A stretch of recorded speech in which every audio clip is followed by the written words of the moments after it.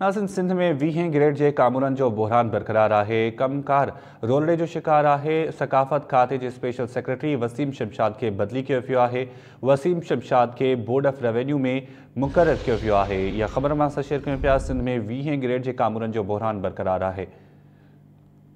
सकाफ़त खाते जे special secretary Waseem Shamshad के बदली कयो वियो आहे। वसीम शमशाद के बोर्ड ऑफ रेवेन्यू में मुक़रर कयो वियो आहे। बदली कयल कामूरे खे सकाफ़त खाते जे स्पेशल सेक्रेटरी जी इज़ाफ़ी चार्ज ॾिनी वई आहे। तफ़सील मालूम कंदासीं शाहिद मीरानी खां। जी शाहिद, छा तफ़सील आहिनि?